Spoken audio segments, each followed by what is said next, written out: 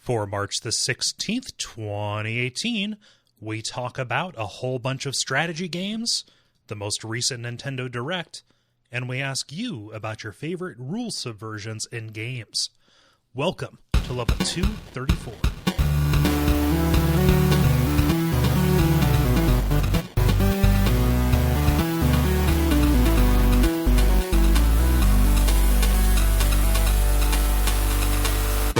My name is Cole Ross. I'm Dennis Furia. I'm Jala Prendez. I'm Ben Merkel. And you are listening to The Level. It's a podcast for people who love video games. Welcome back, Jala. Thank you. It's been a little bit. Yeah, it's been just a little bit. Gonna put this at the top here. The audio quality is going to be a little bit different because of technical difficulties. So if it's not the usual quality that you expect or demand, I apologize in advance. Gonna do our best. Anyway, yeah, it's good to have you back. Cole is going to cover for me slurring my speech real bad. It's totally a technical difficulty here. This is your first day off of the whole 30, right? It is. That is correct. So your tolerance is way down. Yes. Jen got off of it before me because she started it earlier and confirmed that it's like, I remember my first beer territory. So we'll see where this goes. Yeah. It will be no worse than the time I gave you beer for Christmas when we recorded, and I didn't tell you it was 14%. I was like, oh, 3 of them, huh? That's kind of making a night of it. I don't think it could be any worse and me still be alive. So I did these calculations a little while ago, and Jala, now that you're here, it's worth talking about these. So whenever we have, whenever somebody's out, whenever Jala subs in, whenever there are 3 of us, we always talk about what is the rarest combination, right? So yeah. I went back in and I wrangled some data, and I figured out what the rarest combinations are. Yay! Yeah. So I could go into a whole explanation of how I did this. It was like binary encoding. Like it was actually easier than I thought it would be. The rarest combinations separated out to 4 hosts and 3 hosts, because those are different kind of things. The rarest combination of 4 hosts is Kole, Dennis, David, and Jala. Yeah. So because Ben. I do want to interject. Wouldn't it be more rare if it was the 4 non-Kole people on the podcast? It would indeed be more rare. But I threw out those bonus episodes because that those are outliers, right? Non-canonical. Yeah. And I also threw out episodes where we had guests. Oh yeah. Yes. Good point. Again, I was going to call your attention to episode 4, the Butterfield Bump, where technically we had Gary on. Yeah. There were a handful of those. We had Allison on. We had Tyler from Ninjas vs. Podcast on. But no, I wanted to include just the 5 of us as the regular hosts of the show. And yeah, there was one episode where it was that combination of the 4 of us, Kole, Dennis, David, and Jala. And you would think, okay, yeah, that's the rarest combination. No, because if you look at the 3 the 3 The 3 style. Yeah, the 3 styles, it is Kole, David, Jala. Again, Ben is always present in the in the most frequent ones. Yes. Yeah. I would say that I get the attendance award, but Kole, you actually get the attendance award here.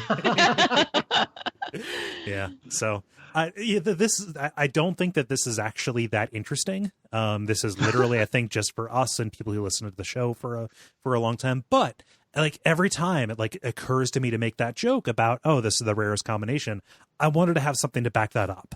So I went ahead and I took like 20 minutes and figured it out. And keep those of you who have the legendary level cards, keep those in plastic. They just went way up in value. And in case you're listening and don't know what I'm talking about, we actually put out a unique trading card for every single episode. Yeah. Oh my God, you're going to make people think that's a thing, and I'm going to get people asking for it. Yeah, you sure are. You sure are. What are we at? 250 some odd episodes? Like that's like two sets in a collectible card game. Well, maybe an original set, like 250 is the right size. Have to do it in 52 episode seasons. Shit, I'm actually going to be working on this week. Now I'm really enamored with this idea. Well, like honestly, okay. the way to do it is to do it almost like a magic card. Each episode's title is the name of the card, and then you would take fan submissions for art. put it out there. And so if somebody wanted to draw like general puzzles, do like a magic style thing. Get Renix to do it on Twitter. He's the one who did the sugar bone art. Yeah. And then make one out of every 10 of them foils so that people buy more and more packs. Ben, you're working on some like dev stuff in your spare time, right? Yeah. Here we go. Yeah. Oh no. Guess what you just volunteered for. Well, and the most common combination is kind of like not fair because I didn't show up on this podcast until 2014 when we were 70 something episodes in. So like the most common combination is non-Jala. Everybody else but Jala. But I mean, I was trying to like weight it and then my head started hurting and just, but yeah, it's fun stats. Yeah. Yep. So I don't know. It's just I had most of the data for who was on which episode in my spreadsheets anyway. I just had to go and like fill out like the 20th early ones to figure out what it was. So, guys, I'm in pain. Why are you in pain? I went to the doctor today. Okay. And the nurse. Okay, this is the second time in 2 months that I have gone to the doctor and had my blood drawn for some reason. And like last month. The nurse blew the vein, and then she stabbed me again and missed the vein, and then she and I had to get stabbed 3 times. Well, today, nurse stabs me once, blew the vein. This is a different doctor, different nurse. This is not the same place. All right. Stabs me again, this time in the muscle because they said that the vein rolled, and then finally like got a different nurse to come in and stab my other arm because they stabbed all the veins they could conveniently see in the one arm. Yeah. And then the other lady goes and stabs me and gets the blood out, but left this giant fucking welt on my arm, and now both of my arms are sore as hell. And let me show you the pictures. You've got to see. Yeah, no. Content warning about the needle stuff, man. Oh, man. Needle. It's just like my arm with a welt on it. And it's just like, it's fucking irritating. So anyway, I was so mad. The first 2 pictures, that is my swollen ass left arm, and I'm left-handed, so not nice. And then the other one is 2 little pricks on my other arm, which is a normal size. So like, yeah, giant welt on my arm, and it's still there. And it still hurts, and I'm like, great, thanks. You just fucked up my training for tomorrow. So some of my worst memories, medical memories, are being younger and just the struggles to get an IV in. I can't. Here's the thing: I have never in my life had a problem getting stuck with a needle and then finding the vein and whatever. Like, and my veins are near the surface and real easy to see and real big, so no big deal. Yeah. Except the last couple of months, I've been like the magical unicorn where they can't fucking find my veins. I guess I'm just so super powered that my motherfucking veins are dodging attacks. They're being surrounded by your muscles. They have a high evade. Like, what the hell? Yeah. So now, if the nurse who's coming to stick you doesn't have gray hair, you send her out of the goddamn room. Well, this guy was the guy who stuck me for the last like 2 years. I've gone to this doctor and he has never had a problem, and he is an ex-Marine. And it's like, okay, I'm not going to threaten you, but like, although I could take him. But anyway, that's not the point. But anyway, yeah. So that's my story. I'm in pain right now, guys. I'm sorry. Ben, how are you? So Dennis just finished the whole 30. I was messing with spreadsheets. Jala's in pain. How about you, Ben? I played board games over the weekend, and South by Southwest started over the weekend. So nice. Yeah, some of it's cool. The music's cool, and then the lots of people in town and everything being busy is not cool. So yeah, there's pros and cons. Do you have the option to like, if you need to avoid driving, can you stay off of the Austin highways during South by? Or Yeah, so it's not too bad. It's just in my normal walks around my neighborhood, it's a lot more populated, which on the one hand can be cool if you're, but if you're trying to like be antisocial, then it's harder to do. Yeah. Huh. Well, it sounds like we've got an episode ahead of us. If you've got board games and all of that. Sorry, I tried treasures abound. I tried to stick the landing, but I couldn't.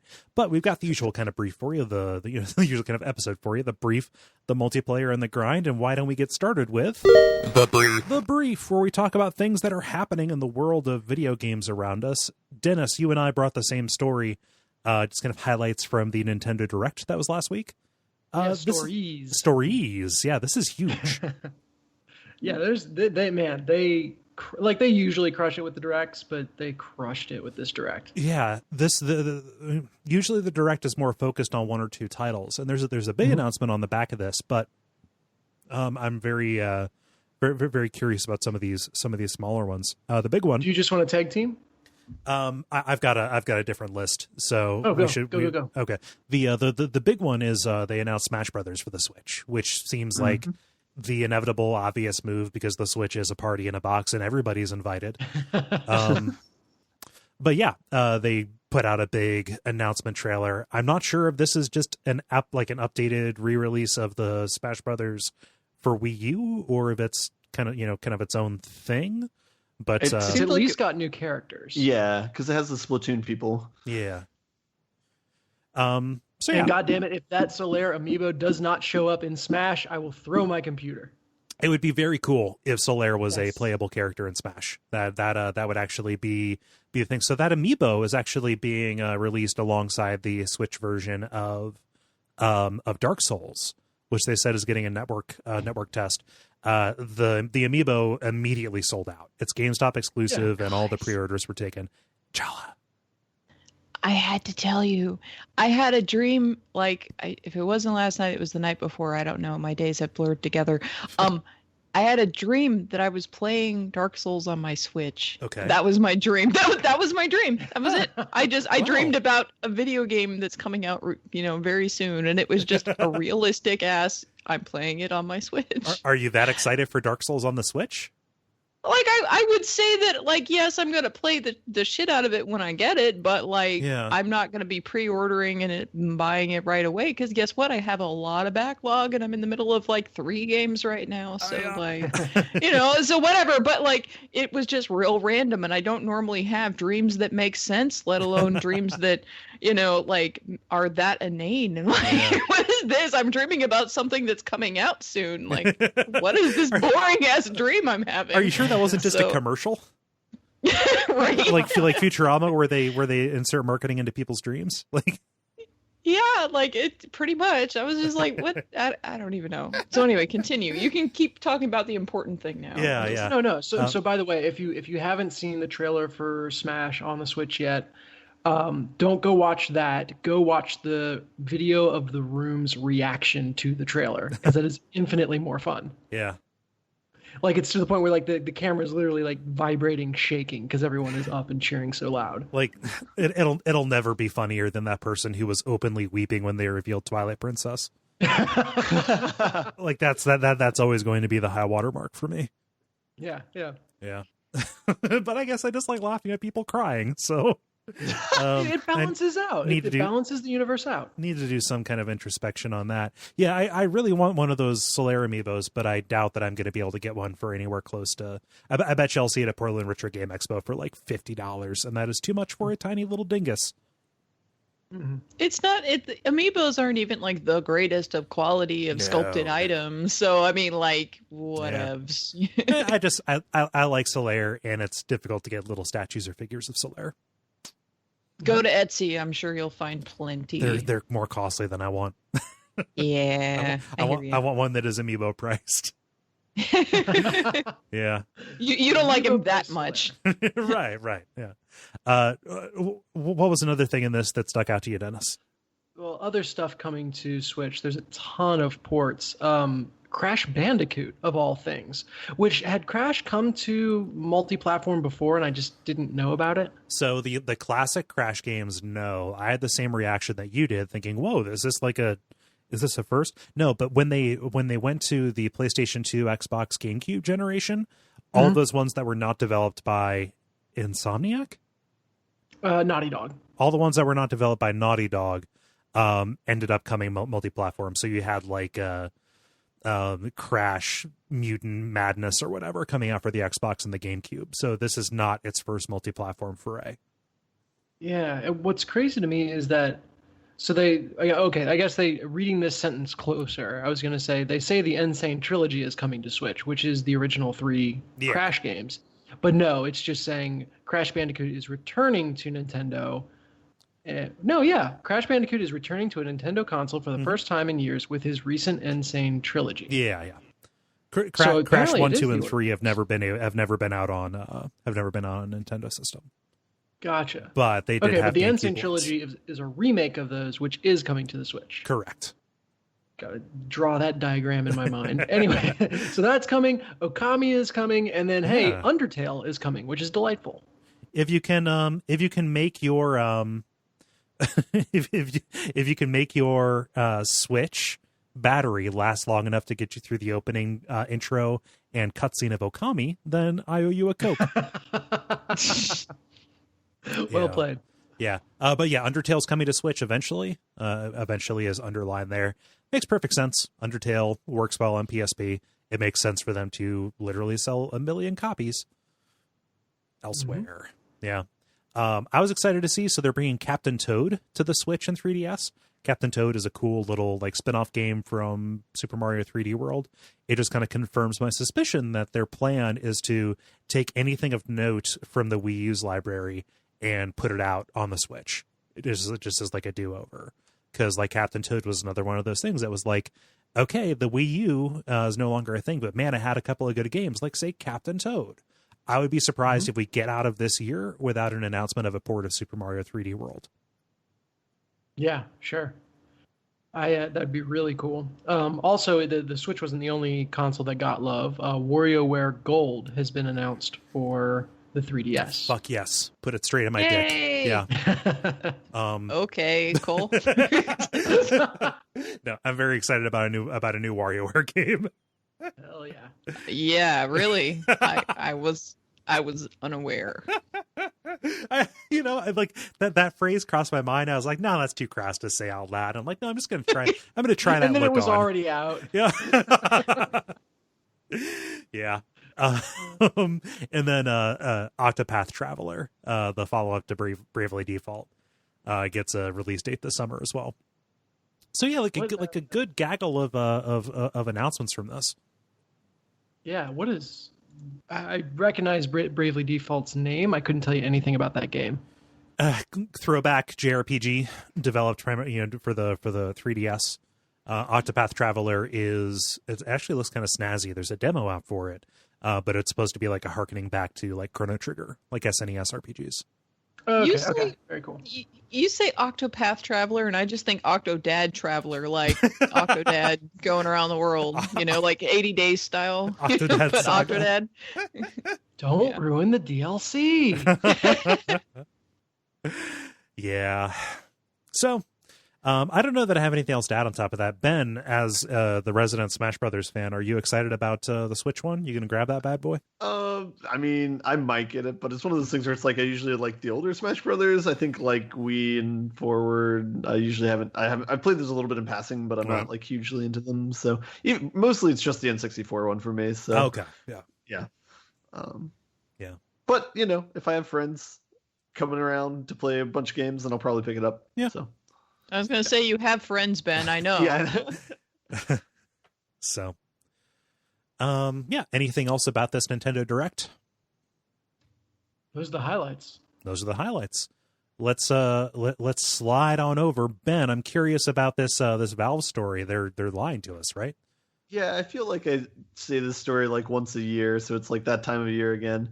But Valve released a statement saying that they were going to be developing and shipping games soon. They didn't really indicate how many that they were. We've already talked about the game, I think, Artifact. I think we mentioned this like a year, 6 months ago, which is like a card-based game similar to Hearthstone that Valve's working on, and they're putting it out they're developing it with the guy who made Magic the Gathering. I forget his name.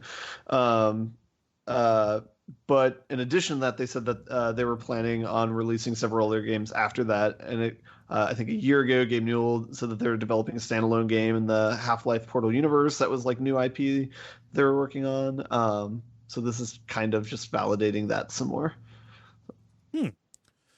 Yeah, I'll be curious. Like if Artifact is their big thing. I remember like the initial story about that was like they got up on stage and said, "Oh, we've got something brand new," and of course everybody's going to think it's going to be something on the order of Half-Life 3, And then everybody was kind of, have the air let out of them because it is something that is akin to Dota, where it is a game as a service kind of thing, right?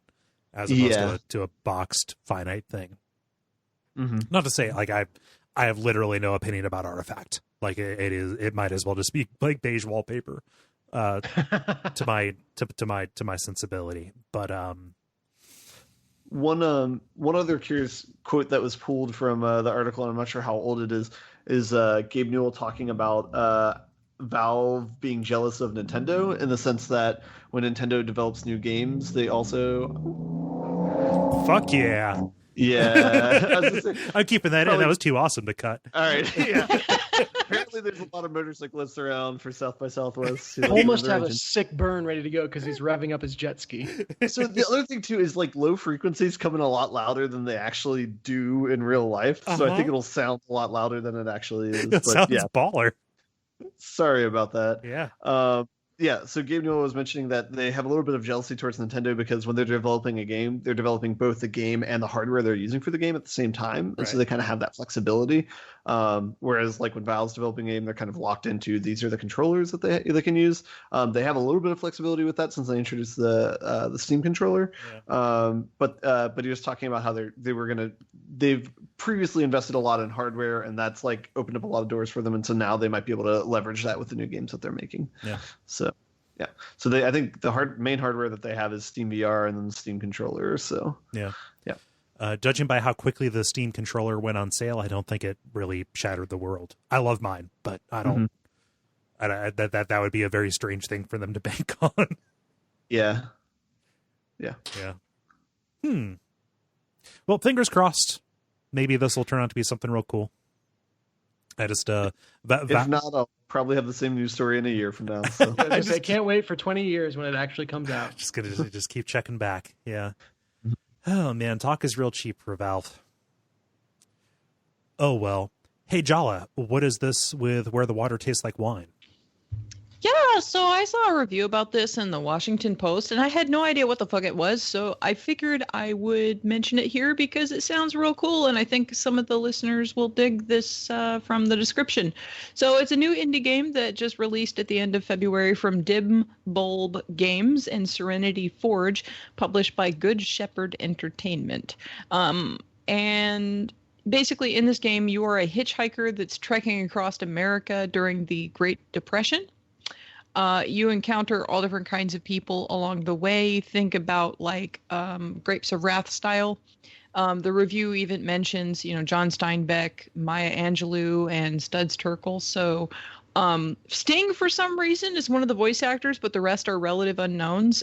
Sting plays a card-playing direwolf in a suit, and Sting himself referred to this character as a gatekeeper of the line between truth and falsehood, whatever that means. The artwork is kind of like a thick and rough style that's similar to like a woodcut type of look, style. You play a skeleton, guys. Yep. You're a skeleton. Nice. And many of the stories that you hear involve ghosts or monsters or things like that you hear from the other travelers that you come across. And sometimes you come across campfires where you can retell the stories that you hear on the road from other people. And basically one of the goals is to learn the full breadth of every story that you start hearing and to use those stories to open up new comrades to telling their own tales. It's kind of like a puzzle, but like with a human experience kind of edge to it. You'll meet people who ask for specific kinds of stories. Like I want to hear a scary story or a tense story. Yeah, and you have to, have one in your repertoire to get that person to open up. And if you don't have one, then they're kind of like more reticent and they don't want to talk to you or whatever. So like, you have to kind of build up that vocabulary of, stuff in your arsenal to whip out at the campfire to talk to people as you travel across America on this map. So it looks like it's real cool. I'm definitely going to be taking a look at that. I put it on my wish list, but I have a whole lot of stuff on my backlog. Who knows when I'll get to it? But it sounds cool, and it just recently came out. So it's come up on several of the video game podcasts I listen to, mostly because it has a very strange writing credit almost. So they got indie game writers, including like, you know, Lee Alexander or some of the people behind like Gone Home. Basically all these people from the indie game kind of space to write their own short stories to be included in the thing. So like when a story comes up, it doesn't just say who's like voice acting or reading this thing. It'll say who actually wrote it. Cool. So that's actually a huge, a huge reason why people might have heard about this before, is because a lot of people are involved in it. Well, usually when there is a game that I am like the last person to know about, everybody else on my Steam list, like all my friends on Steam, which are all like podcast people usually, not all of them, but a large chunk of them, they all have already got it on their wish list or own it. And like the only person who is interested in and like has this on their wish list is Brian Wade, and nobody else owns it. So like if nobody owns this, I'm guessing that a lot of listeners have not heard about it yet, or recently heard about it and have not looked at it yet. So it also hasn't sold very well. Okay. Yeah. So I think it's only like $20 or something. Yeah. So if you end up playing it, I'll be curious to hear what you think about it. Yeah, for sure. And then I can flip a table about whatever it is at the time. The slow walking speed, I think, is the thing. Oh, there you go. Well, I don't know. Like, I was okay with Morrowind and the slow walking speed in that because I was gathering mushrooms everywhere and like plants. I don't think this has mushrooms for you to gather. I know, that's the sad part. If there's no mushrooms, then there's no deal. Yeah. Multiplayer. Now it is time for the multiplayer, where we ask you a question and then you answer that question. This week, Dennis, you put out the question. So what did you ask the nice people? I did. So I wanted to know about when games subvert their own rules and conventions. So, you know, every game kind of builds you up on a set of mechanics and rules and conventions, and then great games will find ways to turn those on their head at some point. So what is the most interesting way you've seen a game subvert its own rules? Yeah, so I'll get us started here with Greg, who says, after listening to the WAF episode about it, I played Portal 2 in co-op with Jala. It's a really fun, it's really great and fun how that game builds up your use of the portal gun and then forces you to think of various ways to use it that go beyond what you were taught. You have to make some leaps in your logic to figure out how the game wants you to use the gun in different ways. Specifically in Portal 2, does the co-op or the multiplayer use the goo at all? Oh, yeah. Okay. Yeah, that was, for me, as somebody who came into it with knowledge of Portal 1, figuring out how to get those to work. Like, that's more of a series subversion kind of thing. But, you know, getting ready to mix those up or mixing those up was the subversion for me. Maybe not a subversion, but an articulation or a... we'll paint that term with a broad brush for the purposes of this question. Yeah. Let's see. Jala, what does John say? John says, tough question. And by the way, that was a lot of people's response. But anyway, most interesting way may be how Square designed Final Fantasy VIII to allow for avoiding earning XP while still gaining AP. You can even manipulate enemy levels so you can draw high-level spells without leveling up your party. Being able to break a game, that happens all the time. It is much rarer to build it into the mechanics in such a way that it subverts the average RPG player's expectation. Honestly, they should have jettisoned XP altogether, but my guess is they figured doing so would be too confusing for fans of the series. Yeah, if they just left the non-XP ways of progressing in Final Fantasy VIII, it would have been more confusing than like Vagrant Story. It would have been too much. Yeah. I like playing Final Fantasy VIII like it is a regular Final Fantasy where leveling up is a good thing, is a surefire way to fuck yourself. Because enemies get stronger as they level up faster than you do. Yay! Yeah. It's a neat and interesting system. You also don't have to level up enemies to get higher level draws. You breaking that game involves playing the card game, playing Triple Triad, which, yes, please. Sure, yeah. Yeah. You're just all about those games in the games, huh? I mean, like, I didn't really care for Gwent that much, but like Triple Triad is my. I know, Ben. I know that breaks your heart.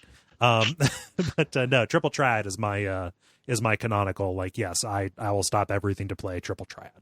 Did you like the little dice rolling game in Sorcery? A little bit, yeah. I'm generally not that big of a fan of dice. Did you like Pazak and Star Wars Knights of the Old Republic? Yes, I liked space poker an awful lot. Deck building space poker, yeah. Or space blackjack, I guess. Yeah. Yeah. Sorry. Yeah, Pazak is very good. Yeah. Let's see, Ben, what does Michael say? Michael says, Breath of Fire Dragon Quarter had an interesting mechanic. Once you unlock dragon powers, the beast slowly takes over your body. This is represented in-game by a dragon percentage meter.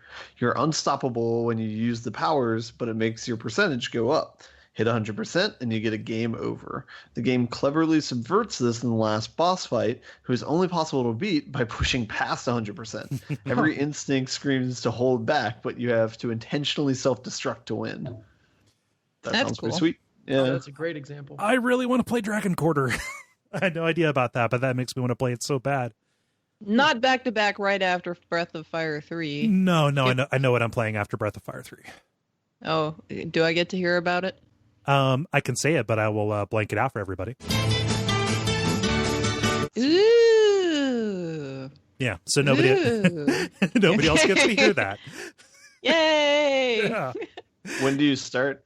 I'm projected to beat Breath of Fire 3 sometime in the next 2 weeks. So Okay, cool. John's response made me realize, Kole, remember when we were talking a couple weeks back about me just button mashing my way through Final Fantasy, what was that, 6? Yes. Yeah. You will be pleased to know that about like 10 or so encounters in, there's a Welk that its shell, if you attack its shell, it does massive damage. Oh, that's like one of the And so first just- bosses. Yeah. Yeah, it's like right up front. And that wipes out your party real quick if you just button mash. So, Well, for that- congratulations, it is a game. For that, you can just wait. Yep. Well, that's against the ethos of button mashing. Oh, so you're just talking about like XXXXX, like just Yes, that is Okay. no targeting, no thinking, no nothing. Yeah. Just XXX until the battle's over. okay. That makes sense. Neat. I think waiting can be a game mechanic. I'm not going to go see how far I can get just by waiting and pressing X. No, but I mean just like the difference between playing the game by mashing X as quickly as possible versus only pressing X, right? Gotcha. Like if you're Gotcha, able to gotcha. just like let the active time battle meter fill up to where he pops back out of his shell, then then you could possibly get around it. Yep. Yeah. Yeah, totally. At least for that boss fight, but I think that instills some faith that the remaining fights would add enough mechanics along those lines that I wouldn't be able to get completely through. You would eventually find an enemy that was resistant to physical attacks or just like completely immune to them. Mm-hmm. Yeah. Dennis, what does Ollie say? Ollie says, for me, it is remake, the RE:make. Zombies are slow and they can't get through doors. Take them down or run past. It's all good.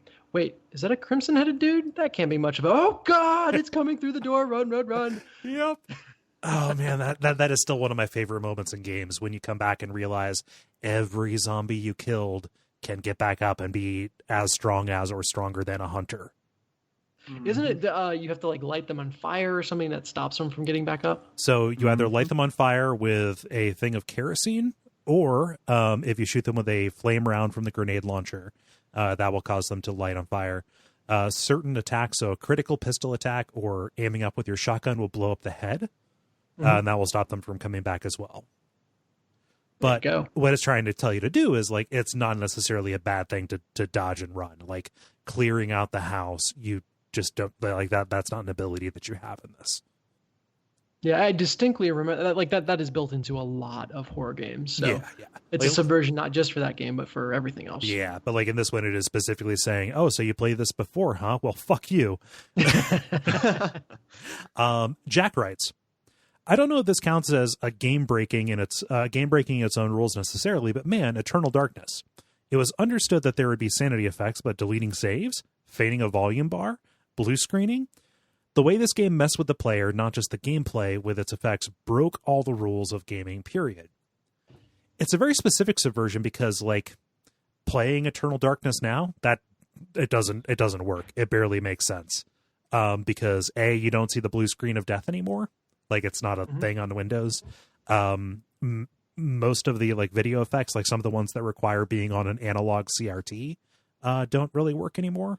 I observed all of this when I played it on a stream. Like, oh yeah, this is actually really antiquated and tied to a particular time and place.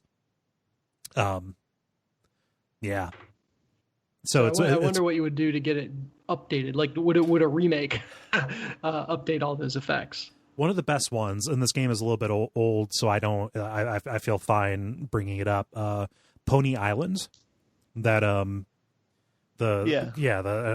game that is about arcade-ish game. Yeah, arcade-ish game that has a bit of a bargain. Yeah, like you're playing against the devil. Like it's, like the devil has developed this game and wants you to play forever. It has a few of those, including you play it on Steam. It will pop up a Steam chat message. Yeah. Yep. Of like just like a random friend like saying something really mean about you. I fell for it. I was like, oh my God, like, did this person not like something I said on the show? And like, I hit them back and they were like, what are you talking about? I was like, well, it's not here. What is it? And then like a week later, somebody messaged me and said, why did you say that thing? I was like, oh no, it's the game. I swear. Oh, that's great. Oh man. Jala, what does Justin say? Justin says, in the first-person sneaker, The Chronicles of Riddick Escape from Butcher Bay, you playing as Vin Diesel commandeer a combat mecha. It's invincible, so your brief time with it is pretty empowering. You know what? Escape from Butcher Bay is a really good game. It is. I played part of it and I just never finished it. I need to go back to it and do it. Yeah. It was one of those games that was released like really late in the console that it was for, and so not a lot of people got to it, I think. Yeah. I think a lot of people disregarded it because like the licensed game doesn't have any right to be that good. That's true too. Yeah. Well, and the opening sequence of it, if I remember correctly, is like very adventure gamey, where you're like, walking around and talking with the other inmates, and it's kind of puzzly and not very actiony at all. Yeah. Until you actually make your break. Mm-hmm. Yeah, and get your ability to do your stealth. You get the special eyes. That I like the way Justin phrased this. That you're playing as Vin Diesel, not that you're playing as. I know. I like that too because it's like, no, you're not playing Riddick. You're playing Vin Diesel. I about said, oh, it's not like you're playing as Xander Cage. That's right. It's a crossover. Triple X. I will say. Oh, go ahead. No, I was just going to say Triple X Escape from Butcher Bay, but it would be the same thing. Continue, Dennis. I'm sorry. Just in very sneak heavy games, having a section that's just like, all right, fuck them up, go loud. That is always really fun. Oh yeah, it's a nice little reward. It's a treat. Ben, what does Graham say? Graham says, for the main plot, Disgaea is a very typical tactical RPG, but the game after the end quickly minimizes the importance of tactics and it invalidates a lot of the player's customization. Disgaea is legendary for its post-game grind, and although I've not gotten that far into Disgaea's god stats post-game, I am fascinated by it. Beyond the credit sequence, Disgaea becomes a puzzle of deducing how to raise the best, most powerful player characters and unlocking every option of the ability one can. It's about optimizing character growth and leveling up stats to 1 billion. Yeah. Disgaea is the game where everything, including your items, can be leveled up to 9,999. Nice. And all of your stats can go up to 9,999. Yeah, that's true. I never thought about it that way, but like the path that they ask you to walk does require you to like get rid of everybody's specialization. Mm-hmm. Yeah. Good point.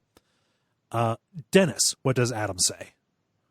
Adam said, well, he starts off by asking, do all the fourth wall breaks in the Metal Gear Solid series count? And I would say yes, because I actually thought of this as I was writing it.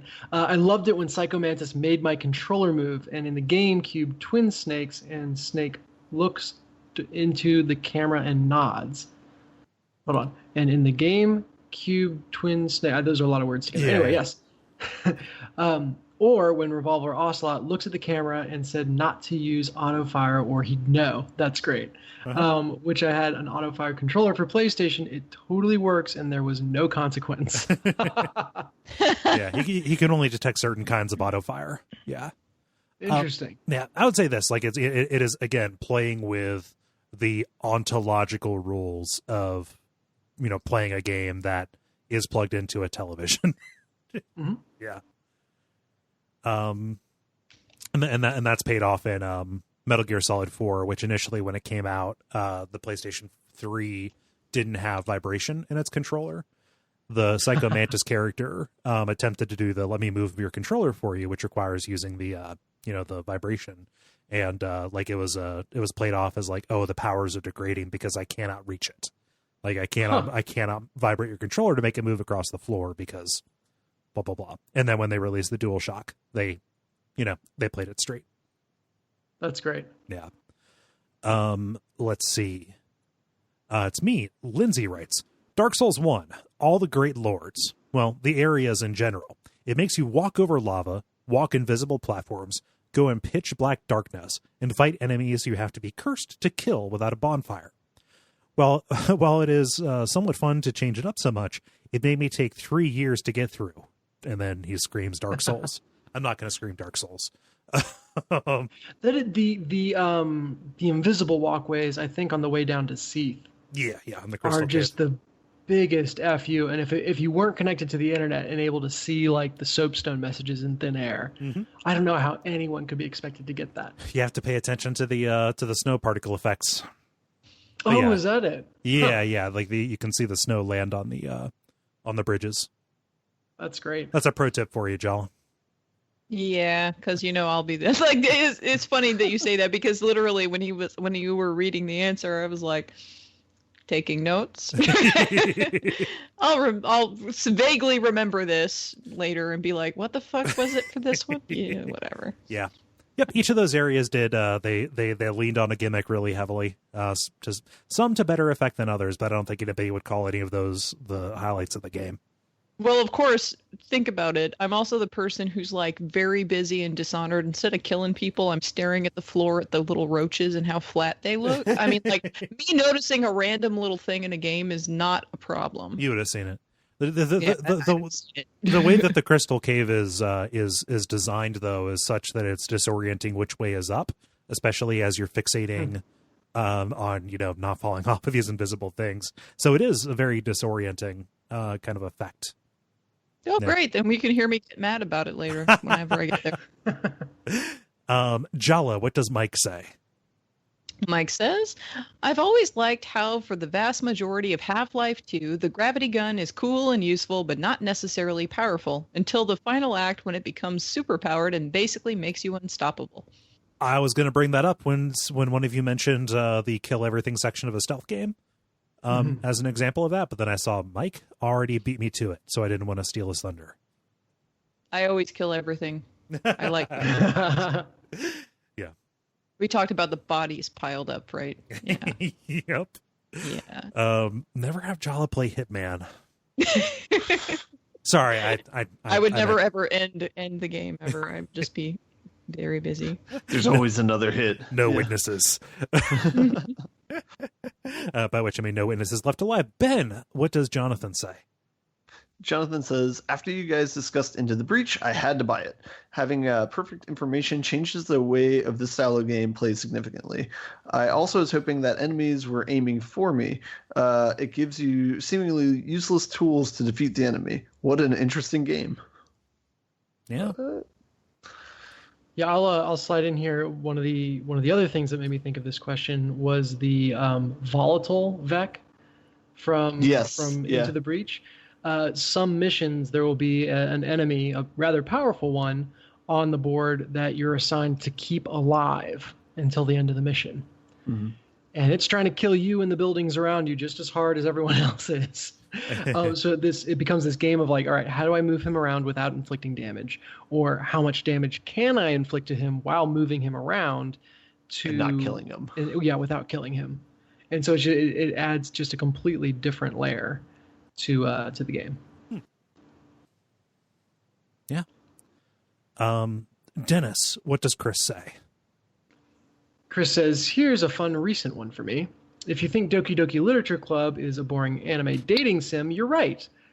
For a while, at least. And then he laughs maniacally. There you go, yeah.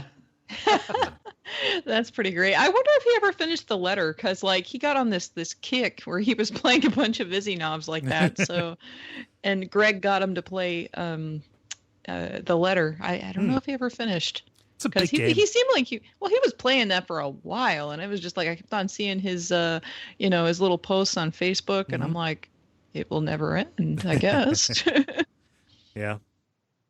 Yeah, Doki Doki Literature Club is, again, it's another one of those like a Metal Gear kind of thing. Well, my answer is actually kind of similar to that, actually, although it's not that game, obviously. But yeah. Anyway, No, we'll get there. Okay, yeah, we'll get there. And I'll finish this out with Juan, who says, Binding of Isaac tier mechanics, they go in 4 directions and can't go through objects. Until you pick up that first Are You a Wizard pill that will ruin a run in that 60-second window, or them flying spectral scythe tiers. Also good. And this is a good time to plug Everything to Guppy, the show. It is a Monster in My Podcast style show that Gary does with Will Hughes of the AV Club that is about Binding of Isaac items. Ta-da! Ta-da! My answer is short, and I also don't want to go into too much detail about it because it will spoil too much, but the end of Brothers, A Tale of Two Sons. Ooh. Mm-hmm. Yeah. People who've listened know. People who haven't played it, go play it, and then you'll know what I'm talking about. Jala, how about you? What did you tease earlier? Hatoful boyfriend. So I don't want to go into the reasons why, but it basically takes all the usual rules of a dating sim type visual novel and then wrecks them by what happens to the main character halfway through. And from there, the rest of the tone and the purpose of the game just flies off in a fucking weird direction you never would expect. And it's very memorable and very fun and like not anything that you were expecting out of that game. Like you have to put up with the first half of it, but the second half is like, what the hell is this? But also, also I had a second one, just a shout out to Ash. Remember Kyle was on, and he was, he had his game that he made. That it is a disempowerment mechanic throughout the game. As you approach death, your main character gets weaker over time, not stronger. So. And it's JRPG, so there you go. Nice. Sorry, my voice was down. Nice. I picked up Hatoful Boyfriend again, hearing that might be in our future somewhere, and the idea that it could go more zany and random and off the rails is scary to me. Oh, dude, like you will just be like mind blown. What the shit is this? Like, seriously, when you get to it, and you're just gonna be like, you're gonna be in denial that you're there. And you're just gonna be like, no, they're faking me out, right? This is not what's happening. No, it is. Nice. We'll save that for another time. But yeah. Ben, how about you? I got 2. So the first one is the Arkham, all the Arkham games. In every game, there's usually some point where they'll subvert like what the controls are for the main character, or they'll subvert what your goal is, where you kind of have to like start doing things that you are not used to doing. And I think another company is Naughty Dog. Pretty much in all their games, about 2/3 of the way through the game, they'll usually put you in a completely new situation that you're not used to, where again you have to like redefine like what you're doing with your controls and like what your main objective is. Yeah. I used a very good effect in Last of Us. Mm-hmm. And then Dennis, round us out. Yeah, so I mentioned Into the Breach. Then the other one that I thought of that is the picture or the image for this question was Dead Space with the stasis. I think they called them Twitchers, which are the necromorphs that have like stasis built into them and therefore move incredibly fast. So the entirety of the game, you're taught to like approach these creatures very methodically and slow them down and then pick off the limbs. And it's very, methodical. And then they introduce these Twitchers, which are moving at super speed, and stasis just gets them down to normal speed for you. And so then you're just in crazy, like just shoot the shit out of it mode. Yeah. Just hit it with one stasis module and then just close your eyes, pull the trigger, and don't stop until nothing is making noise in the room anymore. I'll conserve ammo later. Yeah. And in a game that once you really get that rhythm down and you get that kind of series of events and you kind of have your heuristic for how you take out the necromorphs, you can start kind of feeling empowered and in control, and then it throws this at you and completely blows that up. Yeah, and that's a very late game addition too. It's like it's in the last third of the game that you get to the abandoned ship that has those. That's correct. Yeah. So they save some really good stuff for the end of that game. Yeah. Neat. Well, thank you everybody for responding to that. If you would like to participate in these, follow our Facebook page. That's facebook.com/thelevelpodcast. And those go up on Monday afternoons, thanks to Jala and Dennis. The grind. Now it is time for the grind, where we talk about the games we have been playing over the past period of time or so. Jala, you weren't here last time, so I will throw it to you. Okay, so I played a little bit more of Samus Returns, not a whole hell of a lot. I basically killed a couple of Metroids, and I don't have anything else to really add about that, except the last time I was on, I said that Greg gave me Samus Returns, but it was actually Briar that gave me Samus Returns. Greg gave me Steins Gate Zero, which is sitting on my Vita to be played sometime when I get there. Yeah. So I had a confusion, and I attributed the wrong game to the wrong person. So sorry. But anyway, yeah, I don't have anything to say. I played a little bit more. Basically what happened is that, like, I have my Switch and my 3DS both on sleep mode laying on my nightstand, and I just, like, I was done with Breath of the Wild, which I'll talk about in a second. I was done with that for a while, and I wanted to switch over to my 3DS and play whatever, and I already had Samus Returns up, so I played a little bit and then closed it and then promptly bought a different game. So are you done with Samus Returns? No, I will go back to it sometime. Yeah. Just not right. So Breath of the Wild, I'll talk about that because I don't have a whole lot to say about that either. Basically, I have fixed my Sheikah slate, and I also captured and tamed Bunyan, my majestic steed. Yeah. I was waiting for you to say majestic bunny. No. I don't think you can catch bunnies in this game. I have not been able to. If so, they probably turn into a steak. But anyway, so I've gathered that my general grumping about this game is basically due to how expansive it is, combined with the limitations at the start of the game. So you don't. Those limitations are there so you don't get overwhelmed. And what happened is that I wasn't overwhelmed. I was underwhelmed, and starting off on the wrong foot like that, where I'm just like bored out of my skull, doesn't make me feel eager to press on and get right on to the rest of the game. Okay, I listened to I'm not even done with it yet, most of the WAF ep about it. And I had to take breaks because of all the damn gushing about the game. And I was just like, I can't take this. I can't take it. So, I'm not going to modulate my opinion just because I know you don't like the game. No. You were entitled. You were 100% entitled to your opinion. But I was just like, I am not on board with this. So anyway, like, and I haven't finished the game. So, like, and I want to go back and keep playing it. So obviously it's not that bad, but like, anyway, I was just like, some of the stuff you guys were bragging on or whatever, I don't even remember what, so don't ask, I don't remember, was stuff that I was just like, no, that's not a thing. No, that's bad. I don't want that, So anyway, I did learn something valuable from listening to that, though, namely that if you take photos with your slate of whatever you need or want, you can set the homing device to tell you when you're close to one, and that's cool, and that's good to know, so yay. Yeah, but I guess, we did our job. Yeah, so I guess it's because you guys, and by that I mean Kole and Ben, were talking, telling me that I needed to keep playing. I guess subconsciously, even though I wasn't intentionally setting the game down for that reason, I set it down. So like, I was bored with Samus Returns and Breath of the Wild. I just wanted a break from them, and so usually I get to a point, and I think you guys have seen this, where like, I will get to a point somewhere around, 15 or 20 hours into a game where I just get bored and I just want a break.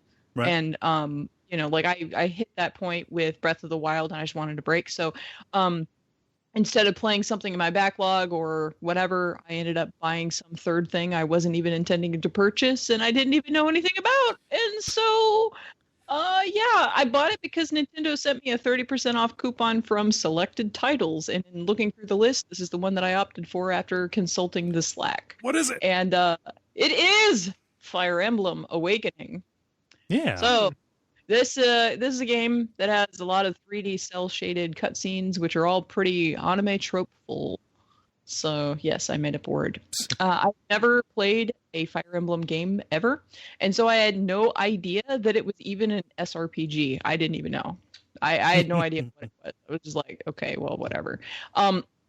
When I was setting it all up, I had this issue with the audio right up front because it has an unintuitive menu navigation. Like basically I wanted to switch the audio to Japanese, but then like I wanted to have subtitles because although I know a decent amount of Japanese, I don't know enough to carry me through the entire game. I know there's going to be words I don't know. So I was like, I want subtitles. Well, you can switch the audio from the extras menu on the main screen. Although during the opening sequences, I didn't need any of the subtitles, I knew eventually, like I said, I'd need it. Turns out that I had to wait until after I finished the entire intro sequence and got to the overworld map, and then you have to go into the menu there and go to the options menu. Oh no! They have two different sets of settings options. You have to toggle the subtitles on there, and I only sorted that out because of Phil Holmes. So thanks, Phil, for helping me figure that shit out, because I was just like, what is this? There's not even subtitles? What is this? Because normally if you switch it to like Japanese and this is the English release of the game, it will put subtitles on for you automatically. Yeah. But no. And also I find that like if I close the app, if I close that game and then reopen it because, for example, one of my party members died, and it's like they die and they don't come back if they die. Like I have to close it out and open it back up. When I do that, even if it says it's on Japanese voice, it'll switch back to English. So I have to go back in and change Japanese every time, like, toggle it back and forth to fix it. Yuck. So that's kind of like an irritating little bug. But anyways, it's not that bad. So this is a game that is about shipping. It's a fucking dating sim. And you can marry people to each other by having them basically fight alongside each other in battle. And the princeling Crom, who's like, the main dude, can be married off to you, the main character, Robin. If you are a female, you can pick whether your character is male or female and what they look like to a certain extent. There's like 3 options you can pick from. And anytime I hear Crom, it's spelled Chrom, but I think of Conan the Barbarian's God of War Crom. Oh yeah. And then I'm just like, for a while there, every single time I saw or heard his name, I was just like screaming like Conan in my head. So I'm pretty sure that I actually like did it a couple of times. But anyway, so in the game there is also, and this is just some random spoo before I start really talking about the mechanics and things. There is a Marth. Marth is like the super famous prince / king from the original game, and there is a Marth in this game too, and it's supposed to take place 2,000 years after the original games or something like that. And I at first when I saw that this Marth was a female, I was like, this is Naruto Shirogane from like Persona 4. Look at this. Look at them. They look alike. It's Naruto. So it's very similar. So Naruto has crossed time and space. But anyway, then I learned who she actually is, and I wasn't really all that far off. People who know the game will know what I mean by that. But anyway, I married Crom. I had my character marry Crom because at first he seemed like he was the hunk, but then he ended up derpy from his interactions with the main character, so he got progressively less cool. But I was already like married to him when I found it, like, or very, very close to it. I was like, fuck, you're stupid, I don't like you anymore. And meanwhile, see, so this is how it's already a soap opera. Then I started digging on Stahl, who's one of the knights that you get early in the game, and so like I couldn't get with him. So then I had Sully, who's a female knight, that has a personality very similar to mine. I had them get married and stuff. And so basically that's essentially, if you might gather from my chit chat about this game, I haven't gotten to mechanics or talked about that at all, or like the storyline. There's just like, the only thing that I'm talking about is the shipping shit, because that's the only thing that I'm tweeting about in this game. And more than anything else, that is what people seem most animated about and responsive to, is who I'm shipping. That's the discussion. Who are you shipping? And so like I even people say, yeah, I like that game, but I get too caught up in who I'm shipping, and so like whatever. And so that's what it's all about, because you like I said, you can basically, when they get married, they have kids, and you can recruit the kids into your army later, and they get stats from their parents. So it actually has a gameplay mechanic to it where you can influence the characters that you have later in the game by who you marry off in the beginning. So it is a game about eugenics. Yeah. Yeah.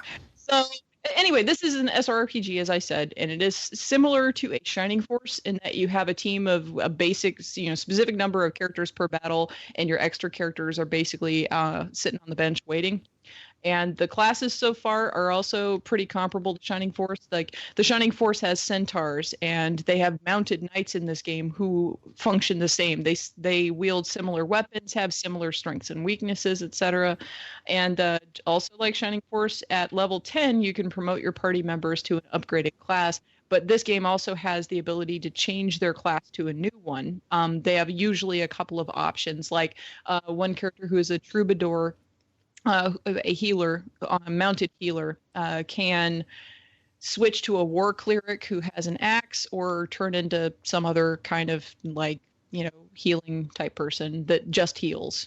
So you use master seals and second seals, which are items that you have to buy from shops in order to do that. And the characters retain skills that they learn as they level up once they switch classes. So you can do a little bit of like legacy work with that. Do they still have the rock paper scissors system with the different kinds of units, the melee, ranged, and mounted? I don't know what rock paper scissors you're referring to, but in the initial, so the one Fire Emblem game that I've played is the one for Game Boy Advance. Is they had a rock paper scissors system for the advantage that one would have over the other. So like cavalry would be strong against melee but weak against range. I'm not sure if that's what it was, but that was a good way to like make very like broad rule of thumb decisions on the battlefield. Oh yeah, and that's a thing. Like if you have a Pegasus Knight and they are going up against an archer, they will die in one hit. Yeah. So yeah, and that's lame. I mean, like having a stronger attack to where it almost kills them is cool, but like one shot killing them when you like the classic mode for this game is like death. When they die, that's the end. They don't come back. Like that's lame. Wait, they give you the ability to turn that off? Yes, and this one you can be a casual, and you can have them come back at the end of the game after the end of the battle or whatever. That was the only thing that made me feel anything when I played that. Well, yeah, that was the only thing that made me feel. Yeah, you have no feelings anymore, Cole. Now you have to get into the shipping or die. So. Never. No. Continue. Yeah. So speaking of shipping, there's a relationship meter for every character related to the other characters in your team. So you can have like no support tier whatsoever, which basically means you have a very, very low buff that is conferred when you fight next to this person, or a C, B, or A, and then finally an S tier as you move up through the ranks. And depending upon how strong your bond is with each pairing, it means, of course, more bonuses in battle. And S rank is basically the characters that you can ship. These are the ones you can marry. So in this game, that means it's only for select members of the opposite gender. So like you can't ship male Robin, the main character, with Crom, but you can ship female Robin with Crom and things like that, because they got to have some babies. Right, that's all this game is about, is those eugenics. So whatever. And on the battlefield, you can have them fight side by side and each get a turn, or you can pair the two characters up. And when you pair them, they take up one tile on the map. They move at the rate of whichever character is in front. And they have one action per turn rather than two separate actions, but they have extra buffs. And then sometimes the second character will come in and finish off, whatever the first character, can't do, that kind of thing. Right. So, and this is useful if you have an underleveled or particularly squishy character. I would oftentimes pair up my healer, who can't do any damage at all, with one of the knights, because the knights can one-shot most of the enemies without any extra combat buffs. And so they also serve as a shield for the squishies. So whoever's up front not only attacks, but also takes damage. So if I've got the healer paired up with, a knight, and then, the boss comes over and, lays a smackdown or tries to, the only person who's going to get injured is the knight, and the Yeah. knight can take it. So they're just like, "Pfft, whatever, you know. He, And sometimes he attacks, she protect. yeah, that kind of a thing.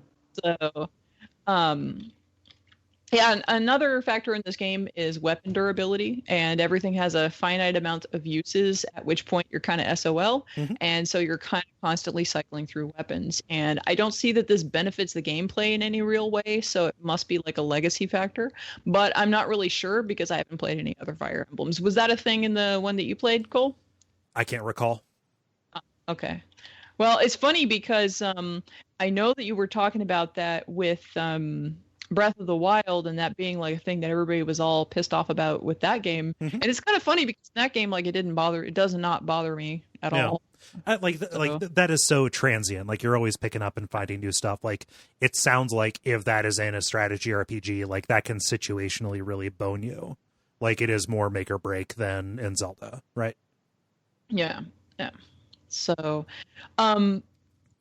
yeah, so basically, I also want to talk about how it differs from Shining Force because I'm a Shining fan. So, so Shining Force is old as hell, and it came out very close to the time that the first Fire Emblem came out. I want to say Fire Emblem was like a year before Shining Force. So, like, they were in development very closely, and they probably influenced each other, borrowed from each other a lot. But anyway, I don't know because I didn't play them. Like, I played Shining Force back in the day. I did not play Fire Emblem, so I have no idea. But to compare even Shining Force 3, which came out in 97, to this game is totally unfair because Camelot, the studio who made it, stopped producing Shining games after 3, and it's been other developers who have screwed up the series ever since. There was like Shining Force Neo and Shining Tears, and they suck, so don't play them. But in Shining Force 3, there's relationships that are formed on the battlefield by characters that heal each other or follow up on each other's attacks, etc., just like in this game, but that didn't lead to any special conversations outside of battles or marriages or anything. Right. And there was romance, but it was all like pre-selected certain characters, that were either already married or entering into a relationship or flirting with each other or something like, that was just a thing, pre-made thing going on. And in Shining Force CD, you play the offspring of characters who got married from, the second game, I want to say. But there's no transfer between those. There's no like, okay, whatever you did in Shining Force 2 now carries over. There wasn't any of that. Right. Shining Force also had promotion beginning at level 10, but there was not a reclassing option the way that there is in Fire Emblem. There was also not weapon durability. So basically, Shining Force 3 is a bit less complex insofar as like the systems are concerned, but it's also 15 years older than Fire Emblem Awakening. Right. And if Camelot were to make a Shining game these days, I'm sure the systems would be far more involved. But that said, Shining Force 3 did have a super intricate story with a lot of moving parts, so much so that it had 3 scenarios which were released as separate games that were simultaneously standalone and part of the larger narrative with different Shining Forces that met up and helped each other at different intervals in the game, culminating in like this big, massive multi-map battle with all 3 Shining Forces on the screen at once. So I mean, like, it was a big deal. But anyway, like, basically I'd love to see a new Shining Force so long as it's made by Camelot and the original devs, but that's never going to happen. So I'm playing. They're busy down in the Mario Golf mines. Yeah, I know they're playing Mario Golf. They're doing Mario Golf and Mario Tennis, and like the only other thing they did was like Golden Sun or something. Ugh. And whatever. So anyway, like, oh, how the mighty have fallen. How the mighty have found a lucrative deal with Nintendo. Right. Pretty much. So the pairing and stuff is a fun mechanic, but I find that it can be pretty OP when the battles, to where the battles aren't difficult. Like, I can pair up 2 knights and they'll just slaughter, like, literally anybody attacks them, they die. So like, I can just take this knight and I can just, a pair of knights and put them out in the front, and then just everybody attacks them because that's the only, player near them, and they all die. And then like the whole field is wiped, and like my character has taken 2 damage or something. Like, it's ridiculous. Like, it is, it's ridiculous. It's OP. So even like I'm playing on normal classic mode, meaning that, like it's the regular difficulty. It's not the hard mode or anything. But if the characters die, they die forever. So I have had to restart battles because of like the archer / Pegasus Knight thing. Like if I didn't realize there was an archer there within range, and then they were, and then they killed my Pegasus Knight or something. Yeah. That kind of thing. If they die in the game, they die in the game. Yeah. So anyway, yeah, I can see how this game would be like a stats manager or min-maxer's most exciting thing to play, but I'm not one of those, so I'm not really interested in doing that kind of a thing. So I mean, like you have your tongue pretty much in your cheek when you talk about the relationship management stuff. Is that something that actually like intrigues you? Like, do they handle it well enough to make you invested in this, or is it more like you're breeding Pokemon and these Pokemon have souls and write songs? I'll talk about it. Okay. Yeah, there's the weird thing about this game is that even though it's a strategy RPG, there's actually optional random battles. You can elect to participate in them or not at your discretion, but really I kind of find that you often have new party members that need to level up or build support tiers, or you need money to buy like stuff, Yeah. So like with Final Fantasy Tactics. Yeah. And then like there's also a special arena where you can play non-story DLC maps, and there are tons of these, so many of these that like I poke my head in there and I'm like, fuck that noise, because like that's probably $100 worth of like maps for this game. Fuck it. It's ridiculous. Like Awakening, I think it released alongside like I might be thinking of the one after this, but like there was a situation where they put out 3 Fire Emblem games at the same time, and then also had DLC that totaled far more than even the individual purchases. Yeah. And that's kind of what it's looking like with this. But there's apparently, and this is David Petrocco tipped me off to this. There is, I think it was him. Sorry if I'm not crediting the right person again. Anyway, he tipped me off about there is a set of maps, one of which is like basically an XP grind dungeon, and the other one is a money grind dungeon. So, they're repeatable maps that you can do that, are lucrative for those particular aspects if you need. So like there are some dungeons specifically to help you with that if you need that to get a character up to speed, or if you need money. So I did buy those 2 maps just in case I need them, but so far I've been all right. So anyway, by the way, I've also put like 15 hours into this game, so I'm getting to the point where I'm starting to get tired. I might back to Breath of the Wild, or who knows what I'll do next. But anyway, we'll see. I don't know. I might keep playing.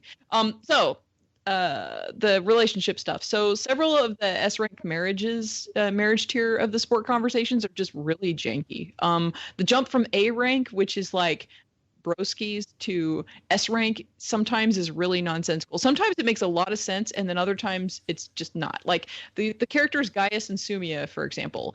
Gaius is a thief that's basically obsessed with sweets, and he wants to get some honey. And so throughout the first 3 support conversations with Sumia, he's tracking bees to their hive and trying to get the hive of honey so he can so he can get the honey out of it. And Sumia ends up causing him basically to get stung the fuck up, and somehow we go from that to "Will you marry me?" And I'm like, what? How do you somehow fall in love with this chick right now? This is not track. Yeah. This is stupid. And then there's another thing. Vaike and Muriel are just as bad. Vaike is basically a meathead, and he's just like a dumb fighter guy. And then Muriel is an egghead. Yeah, so she's studying his combat skills in order to analyze how he can basically be, so slow and yet skilled without even thinking about it. Like he goes from like, what are you talking about, and not knowing anything that she's saying at all, to falling in love with you, marry me, and it just makes no sense whatsoever. And then she's like, I can now analyze love, how convenient. It's like, what's this? So it makes about as much sense as real love. I guess, but also at the same time it doesn't jive, because like the way that it transfers from C to B to A makes sense. It's a conveniently segmented story that makes sense. It's like a little vignette of these characters' interactions that's ongoing. But like a lot of times that last little part where it jumps from that to love just doesn't make any sense. So I don't know. But some of the characters are pretty endearing, but I'm just not finding any of the battles particularly memorable. Right. Cut scenes range from being okay to being really good, so that's nice. Like the storyline stuff that they're doing. I mean, like it's predictable JRPG storyline, but I mean they're handling it and presenting it well. I'm liking the game overall, and the number of things that I have to grump about is fairly small. So I'm confident that I'll play the rest of it and like it, but I'll likely set it down before I finish it. Yeah. Set it down, come back to it again later, because I get tired of too much of the same thing, and the battles are not engaging enough and triggering, oh man, I have to figure out how to deal with the section. No, like with the pairing thing, it's really easy to get through the battles right now for me. So I don't know. So yeah, it's a good game. I'm enjoying it. There are mild things to grump about. It's all about shipping, really, more than anything. I have to say that I am a little disappointed that it feels like they have more energy in the dating sim part than they do. Like, as much as some of it's janky, it still feels like they put more effort into that than to actually making the battles interesting and cool. Yeah. Like, I've gone through 15 hours worth of the gameplay, and I can't really remember, much of the scenarios of the battles because they weren't very or anything. And I don't know if that's because they built in all this pairing and partnering and support stuff in there to the point that it's just too easy, or if it's they just couldn't scale it properly for that kind of mechanic, or what the deal is. Like, there's a conservation of complexity that needs to happen, right? Like, if there is so much variation that can happen based on your pairs and based on the way you kind of manage your party, like, there isn't a lot of room for them to say, hey, this is these stages are going to have gimmicks. Like, here's a timed one, and here's one where you can't use magic, and here's all that. So, like, it makes sense in a way, but like, that sounds less interesting to me than like a strategy game that has like a huge variation in the missions, right? Well, and here's the thing, like, there is one battle in particular that I remember, and not because it's very good in Fire Emblem Awakening, but because it's so much better in Shining Force 3. There is a section where you have to rescue some villagers, and I think it's like one of the optional battles on the map that you can unlock at some point. And basically some villagers are being attacked by, I don't know, Risen or something, which are these undead people showing up for whatever reason. And because the evil bad is coming, I guess, I don't know. And so you have to rescue them, and there's a similar kind of situation in Shining Force 3, except in Shining Force 3, you're in a train depot, and there are two trains coming from opposite directions that block your way, to the refugees. The refugees are very limited. They can't attack, and they are like, you have to basically have one person, probably a centaur, go as fast as they can to make it across the tracks in time before they get cut off, so that, he can try to, because I think the only centaur you've got at that time is male, so that he can like protect the villagers as best he can and try to save them from, the enemies until the trains have cleared the path, and then the rest of your party can come and back him up. And so, like, I died in that battle so many times because it was really difficult to get the, movement just right to get him, to save those people. Yeah. And then, of course, you get a bonus there's like some reason why it's, of course, better to get all of them versus just a couple of the people to survive. And of course, fail state is they all die. Right. They had something like that in this game, but it was like they're across the bridge from you, and like, that's not a big deal because you have Pegasus Knights that can fly over there.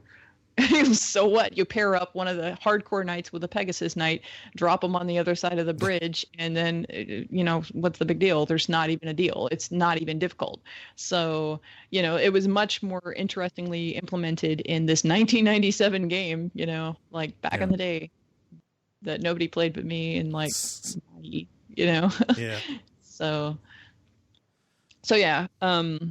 So yeah, like unfortunately, I'm not seeing the interesting, cool battles like that. And then also in Shining Force 3, they would have it where sometimes on certain maps, you would have like a ruin or a temple or something that has treasures, and then like thieves would go in there and, steal all the treasures, and you had to throw some really, really fast people into that temple off of your main map, basically pull all, your stronger, your fast people off the map and put them in there so they can, go hunt down the thieves and get some of the goods before, the thieves left the temple, because once they're off the map, the ruin collapses and then you get thrown back onto the main screen. So you're juggling multiple fields of battle at the same time. And, you have movement rate and attacks and stuff are very critical for those maps. So, it adds elements of strategy that I'm not seeing in Fire Emblem, but it's weird because I would think, especially since they were being developed very closely together for so long, that, this series by now would have something like that. That there would be a state of the art. Yeah, because it's my impression that the harder difficulty modes are really just, increasing, the enemy level or something versus, actually adding new tactical stuff that you have to do. It's like moving numbers around. Yeah. And that's unfortunate. So hopefully there's something cool ahead for that, but it feels like most of the energy is in the shipping. So yeah. And that's something that's kept me away.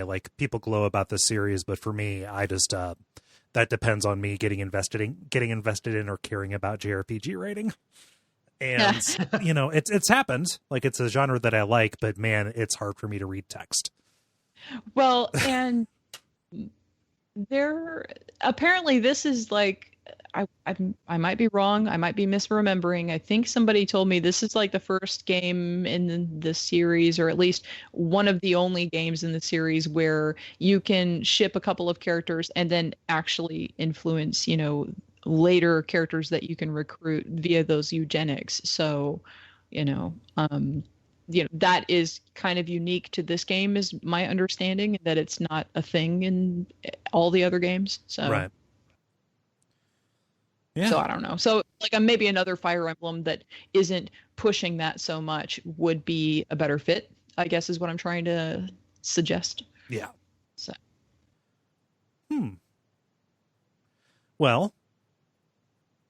That's it. I don't know that I have any other questions about it. You've been very thorough. I just yeah. I was excited to see you get into that because I know that you like fantasy strategy RPGs.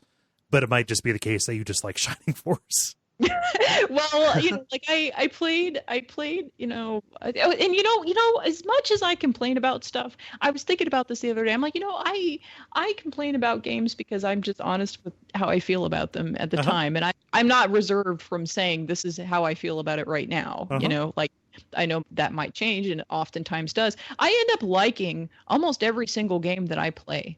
Mm-hmm. It's very rare that I actually dislike a game. So, even if I'm grumping about it, I probably am going to end up liking it.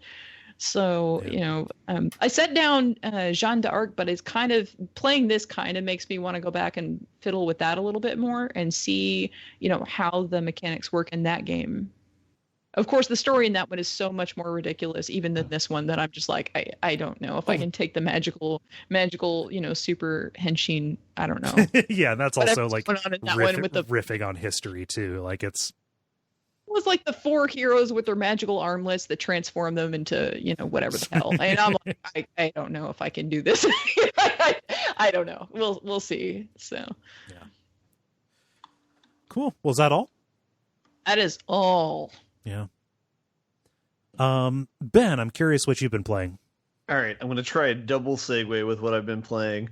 So the first game is another Japanese tactical game. It's for the Switch. It's Mario Rabbids. What? Yeah.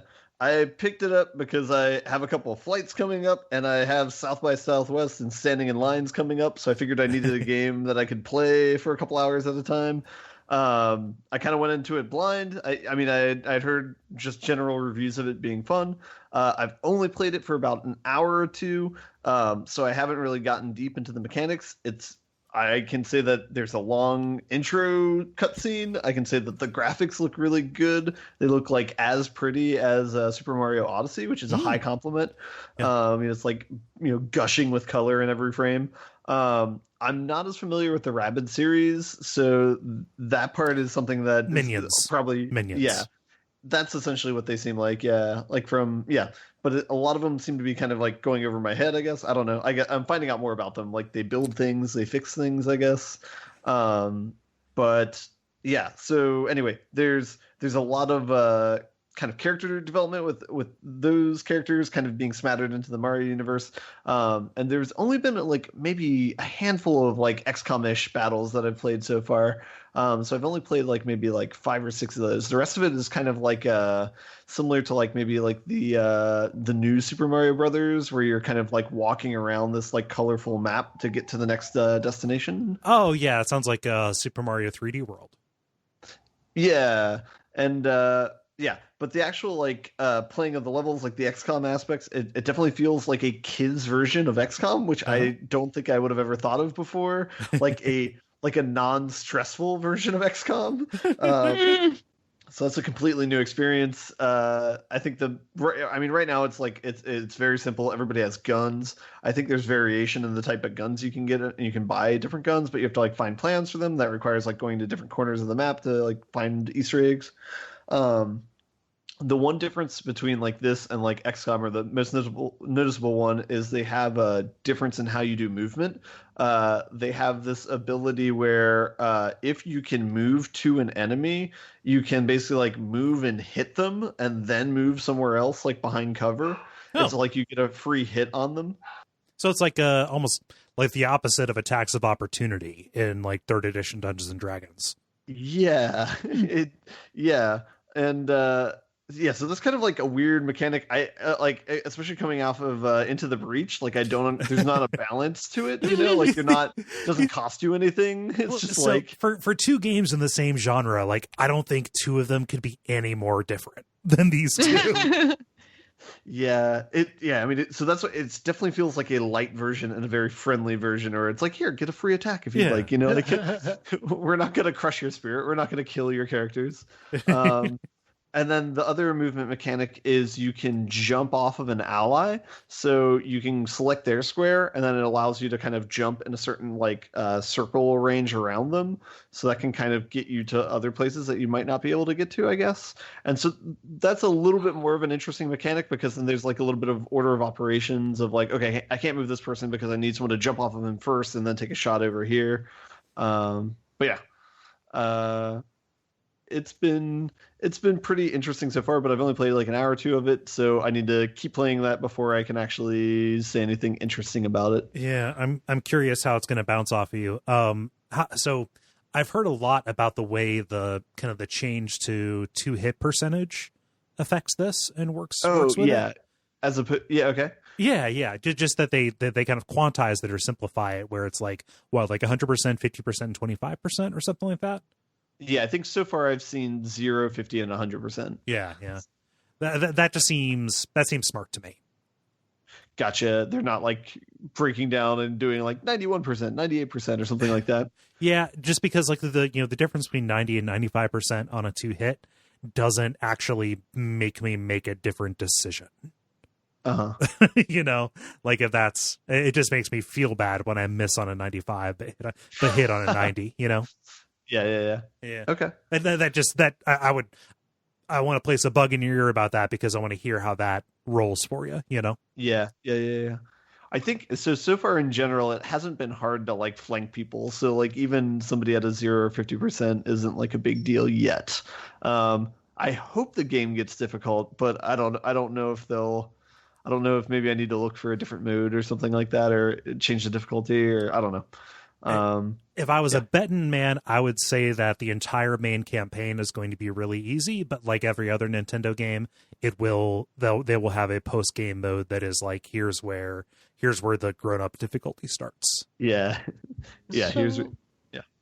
So Ben, can you explain to me the Rabbid versions of the Mario characters? Why?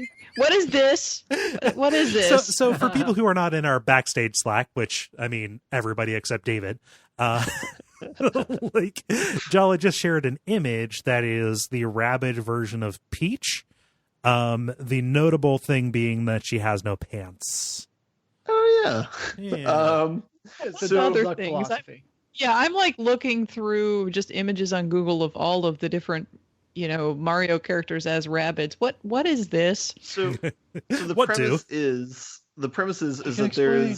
there is a character that you don't know much about, but they've come up with this machine that can basically combine any two items together, and it'll kind of create some sort of mesh of the two of them, or some sort of like I don't know, combination of the two of them. So like you can do, I think the example they show early on is like a light bulb and a flower, and then when it does that, there's like literal bulbs in the flower, which is kind of like a cute pun that I didn't think about until now. And so the premise of the game is that this gun kind of gets unleashed on the world, and so it combines a bunch of things. So basically, there's a lot of Rabbids being combined with some random object. One of that includes is like a Rabbid and Princess Peach getting combined into a half Peach, half Rabbid thing, or a Luigi and a Rabbid being combined into a half Rabbid, half Luigi thing. So you get a lot of like weird characters. It's not like who's the director who did The Fly? It's not It's not Cronenberg. Cronenberg. Yeah. It's not. It's like Kutenberg, I guess. It's happy combinations of two things instead of very strange and scary, grotesque versions of two things. Yeah. So I would still qualify this as being strange and scary looking. Like I'm not Not on down with board. these. No, I'm not. So like, are they on your side or are they your enemies or are there lots of them? Like, what's the deal? It depends on what they're combined with. So the ones that were combined with like Luigi and Peach, they're your friends and they're your party members. But like some of them were combined with like I think like a dust mop, and so one of them was combined with like a flower or something. And for some reason, those are the bad ones. The person in charge of coming up with this was just looking around the Yeah, frantically thinking of things. Yeah. Oh God, the deadline's tonight. Oh Yeah. boy. The happy like Mario narrative is like, so after you fight these, there's like a dimension where all these things exist. So after you kill these things with your guns in the dimension, which is very on Mario, Yeah. they're just hanging out in the Mario world and they're happy. You know what I mean? So it's like Sure. they try and like make it like Tron, I guess, where it's I don't know. It's they try and you're only whatever. I don't know. All rabbits go to the Mushroom Kingdom instead of all dogs go to heaven. There's also some fun combinations too. Like you talk to a flower that has sunglasses on and like has a sweet like baseline instrument that will play whenever he's talking and his text comes up. Awesome. I mean, there's fun combinations they do with that. So from that perspective, it's similar to what they do in Super Mario Odyssey, where it's like, all right, how are we going to turn this random thing into Mario? It's like they're doing like how can we turn these random two things into one thing? So there's kind of like some happy creativity going on there. Yeah. Well, I'm sure. I mean, it looks like a very bright and happy looking game. And so, it's got that steez going for it. But I just saw this and I'm like, what the hell is this? Can someone explain this to me? Yeah. The so Rabbid Princess Peach is kind of like a puffy princess or lumpy princess from Adventure Time. Oh, yeah. She takes a lot of selfies of herself and I don't know. I don't know why that is, but whatever. Why does anyone take selfies? Rabbid Peach would be more acceptable to me if she didn't have the like pink bear patch, like the belly patch that the rabbits have, sticking out from underneath her, like the hem of her dress. So she's wearing a t-shirt version of Princess Peach's dress. And there are no pants because I guess that's how you communicate that it's a rabbit. And there's just like this general pink hairless area that's down and approaching the crotch that is, kind of like a Zdzisław Beksinski-esque kind of like nightmare erotic like insinuation. That might be a little far. I don't know. That's why I said it, Ben. Have you met me? Continue. I'm sorry. Oh no. I don't know. I don't have a whole lot to say because like most of what I've seen so far has just been like cutscenes and like I don't know, like walking through the environment and stuff. They do kind of have like a Metroid element where when you walk through like the map, there's like a couple of areas that are blocked off with things that you don't really know how to operate yet. And so that's kind of cool because I imagine I'll probably go through a second time and try and go through everything and look through everything. Yeah. Nice. So my hope is that the combat gets more interesting and more like complex, but we shall see. Yeah, that's kind of like where I'm sitting with Fire Emblem Awakening too. I'm like, we'll see what happens with it, with the combat. So. Any other questions about Mario and Rabbids? No, I want to hear more about it later. Okay, cool. And then the second part of my two-way segue is I have continued playing Into the Breach. I beat it on the 2-planet difficulty. So if you like beat the first 2 planets and then you rush the boss battle at the end of that. I don't know if this game has as long of legs as like FTL. I don't know if I'll go back to it a whole bunch. I haven't played it like for the last like half a week or so. Not to say it's like not like good, I guess. Like it's still like interesting gameplay and stuff, but I don't know. I might go back and play more of it later, but for some reason like I feel pretty good with it for now, I guess. Yeah.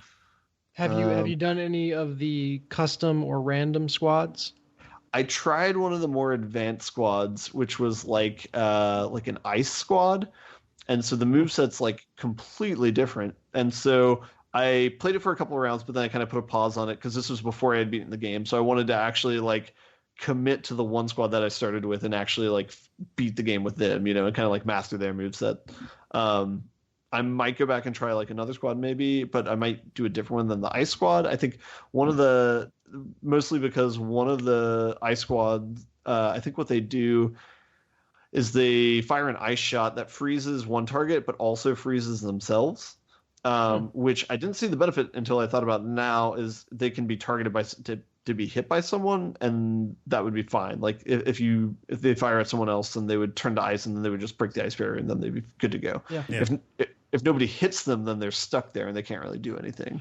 Or another use is you could push someone into them, and they essentially now become a 1 damage target for Gotcha.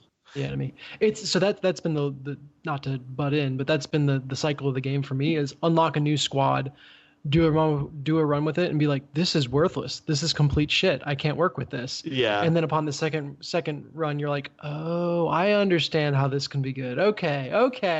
Yeah. And that's kind of a loop that I'm just going through over and over again. Gotcha. Yeah, I might go down that path then as well. Have you beaten the game? Have you gotten to 3rd or 4th land? Yeah, so I've had a 2-island victory and a 4-island victory. Oh, nice. And I'm cruising my way to another 4-island victory because the new squad that I'm playing with, which is all about smoke, I've kind of grokked it, and now I'm all set. Like it's the battles are easy. So I would recommend to you either the fire-based squad or the smoke-based squad. Okay. Those, in my experience, have been the most satisfying. Okay. Although, warning, if you play the fire-based squad, they have a passive that lets you stand in fire without taking damage. And then every squad that you play from that point on that doesn't have that passive is just going to annoy the hell out of you. Yeah, for sure. Yeah. What else have you done with the game, Dennis, over the last week or so? Yeah, I have not gotten to the random squad point. I kind of want to unlock every single squad before I start doing random. Okay. So I've done the base one, I've done the fire one, I've done the smoke one. I did it's like a laser squad. Okay. And that one I'm still at this is shit, I can't work with this stage with.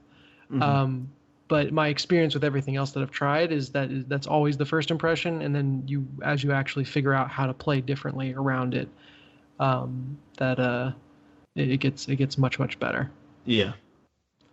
Let's see. Other than that, I think it's you kind of learn the general heuristic for the game. Like it's kind of like if you're on the offensive line in football, like one of your guys has to take 2 to be really effective. Like.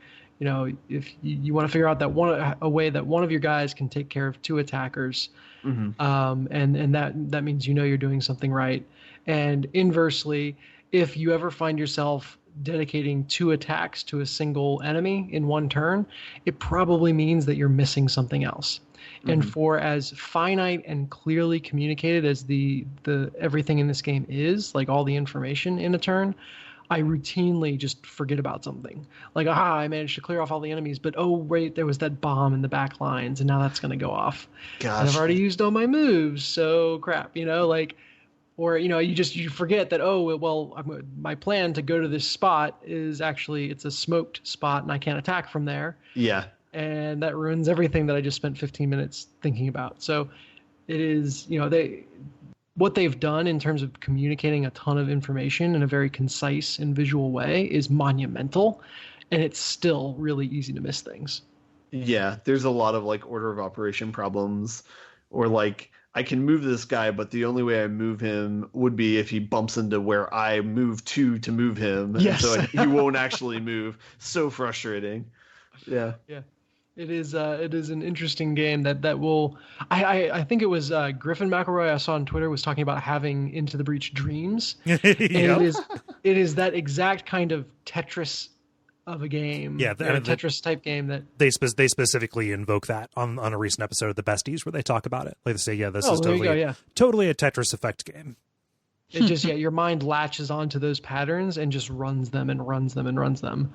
While you sleep. So, I think I'm continuing my momentum with it a little bit better than it sounds like you have been. And feel like I'm still seeing very new things. It is a little obtuse, like how you unlock new squads. Like you get a rating for each time you go through, depending on how many islands you play. And then there are also just random challenges for each squad. And I always forget to look at the challenges. And even so, like the game doesn't really give you that much margin to go after secondary objectives, or I guess tertiary objectives at that point. So it feels like unlocking tokens to unlock new squads is a bit of a crapshoot. So I'm hoping that picks up maybe as I get more advanced squads or something like that. But overall, I'm still enjoying it. Nice. Mm-hmm. Sorry, Ben, I didn't mean to jump in on your. No, it was intended to be a segue. Good. So you don't have anything else to talk about? I do, but I want the segue to be a segue. So, and also the episode's running a little long. So yeah. I can go through my other stuff fairly quick, and then Ben, I can either throw back to you or no, you're good. I'm good for this week. Cool. What do you got? So I've, in addition to Into the Breach, I have started playing Kingdom of Loathing again. Oh, wow. Nice. I'm trying to spend less time on Twitter, and I still want to have something, though, like in my I need 5 minutes to just derp around tab during work, and Kingdom of Loathing fills that slot nicely. Yeah. So, David has talked about it on the show before. I've played it before a fair amount, but just rolled up a new character. Because I couldn't remember my old, name and password, and that actually had a great effect. Of the last time I touched this game was easily 5 years ago, right? Which means I was at the same time like genuinely surprised and delighted by all the puns and jokes and stuff in the game and puzzles in the game, but it also had that like pleasant ring of familiarity to it. Oh yeah, where just like so it's like I didn't know anything that was going to hit in advance. I'm still puzzling out the puzzles. Haven't had to consult a fact yet. But I'm still, it's just like, oh, that's right. And you can combine 2 bum cheeks to make an ass hat. And that, is a wearable item. Yep. And just, fun, dumb, just, there's such a good heart behind the game. Yeah. And that's the only way I know how to say it. It's just, it's got a good heart, and it's fun to be around someone or something that has a good heart, and that's what Kingdom of Loathing is. It has definitely piqued my interest, in addition to all the discussion on this show, in playing West of Loathing. Oh, dude, hop on that as soon as you can. Yes, yeah. I forgot. There's so many games that I want to play. I understand that. Like, I understand how me saying, "Hey, jump on that as soon as you can" comes across. But like, if you like that aesthetic, it will be like your face will hurt. Yes. Oh, for sure. So that's been a lot of fun. I'm starting to get to the point where it's less consistent progression every single second and more puzzling out things. So it's slowed down a little bit. I also didn't realize when you start the game, you get 200 adventures. And that's the currency that determines how many moves you can make in a day. And I just mistakenly thought you got 200 adventures every day versus you actually get about like 30 or 40, I think. Yeah. And so I went to the odd jobs board, which was rewarding. You could spend 10 adventures at a time and get an insane amount of experience points and everything. And I was like, oh, well, I only have so much time to play this at work. So all the extra adventures I'll dump into this jobs board. Yeah, you only, like I said, I had 200. I spent probably, 180 of those on the jobs board. And then came back the next day with like 20 adventures and just absolutely over leveled for everything. Yeah. So that could be the other reason that my progress in the game is slowing down, is I'm finally getting to the point where I'm actually like appropriately leveled for the stuff I'm, battles aren't just one hit kills every single time. Right. Yeah. What kind of character did you roll up? I am a disco thief? Yeah. A disco bandit, excuse me. So level 7 disco bandit right now. Cool. And I'm fighting with a sack of doorknobs, which for whatever reason is a ranged weapon. You can huck a sack of doorknobs. Well, I like to imagine them pulling individual doorknobs out of the sack. Oh, okay. Yeah. So it's like a mad bomber style. The mad ding dong ditcher here. And my familiar is a rat named Joyful Dwight. Neat. So. Yeah. So it's good times. Cool. Well, for that commercial, I will reach out to Zach and get our invoice. No. Yes, indeed. I also am ashamed to admit that it actually took me 4 tries to get through the literacy test to access chat. I was halfway distracted. I was at work, and so I'm like just slamming it. No, that didn't work. Slamming it, and no. And so they got me. There's a reason that it's there. Such a good idea for them to do that. Yeah. Yep. Yes, indeed. Yeah. So, that's me. I put some very, very limited time into Hand of Fate, which is like, and Jala, you've talked about this game. Yeah, I have. I need to get back to it. Yeah, deck building solitaire game where, encounters are actually played as adventure game, brawler encounters. So far, the combat has been completely mindless. Like, you just mash on the attack button, and there's not much to it. But then again, I only played through the first 2 bosses, so I imagine it has to get more complicated from there. Yeah.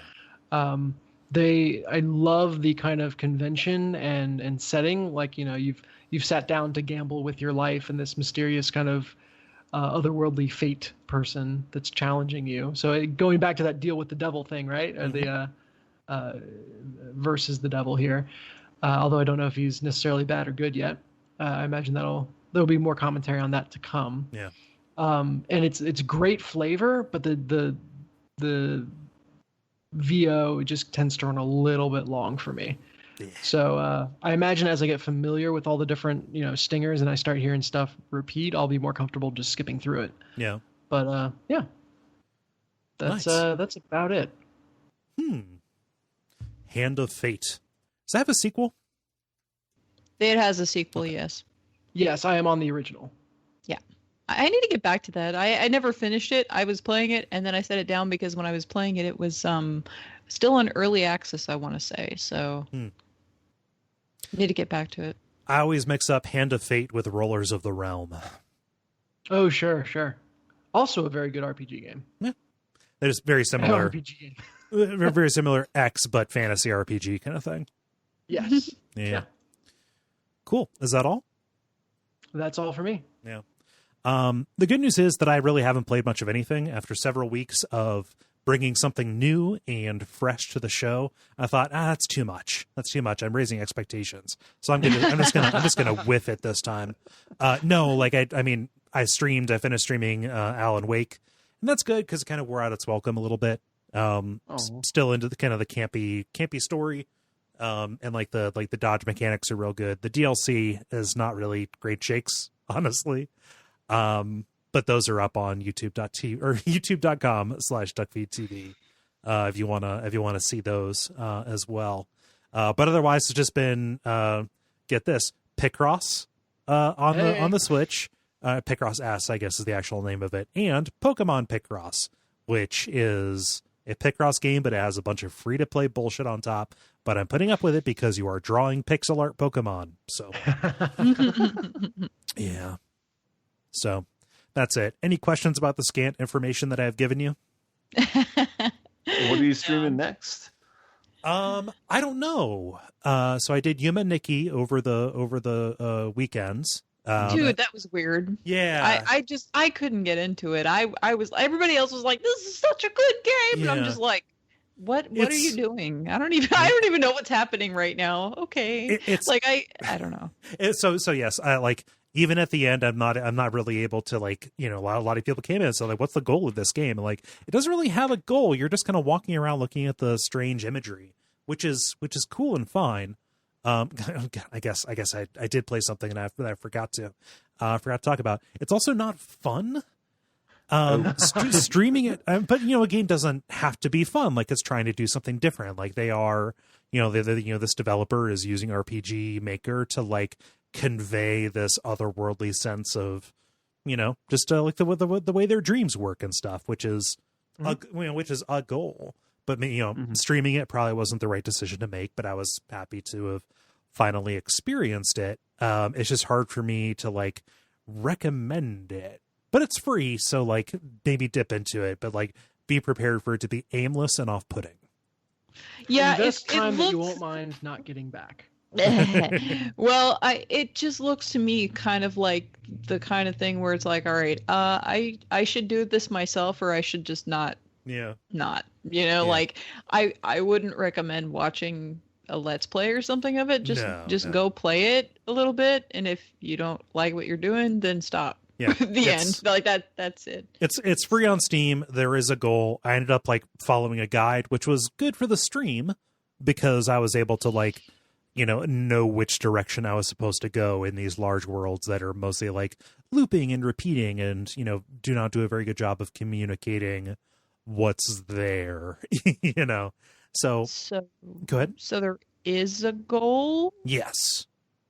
Okay. Yeah, you're going around trying to find kind of like these unique interactable things in each of these worlds, and you get something called effects. And by, you know, activating these effects, you change the nature of your character. Like, oh, like this one makes my head into a lamp, and so when I walk into a dark area, I can turn on the lamp, and it will actually like light everything up, so I can navigate or see these patterns and stuff like that. Once you get all of those, you can get the ending, which I will refrain from commenting on. Okay. Yeah. So you are doing something, but like, you know, most of the joy is in walking around and seeing the bizarre imagery. Which that's totally fine, but like I was just like, what? And again, I think it's more like one of those things where you need to just do it yourself in order to get whatever it is that you're going to get out of it. Yeah, is what I would comment. Just from the like, okay, granted, I didn't hang out in there a long time, but I hung out in there for like 15-20 minutes, and then I was like, okay, I don't get it. I'm going to go do something else for a while. And then I pop back in, and I'm like, okay, I'm still not getting it. Yeah. So yeah, it's not a good game to stream, and I was frustrated because everybody would come in and say, "Oh, what's this? What's the goal? What are you trying to do?" And it's like, "No, I'm just walking around and seeing what's here," and that wasn't enough. It wasn't enough for you jackals. You got a problem. So, gonna do something a little bit more directed next time. I honestly haven't decided, Ben, but I'll have something. I'll have something for this weekend. Your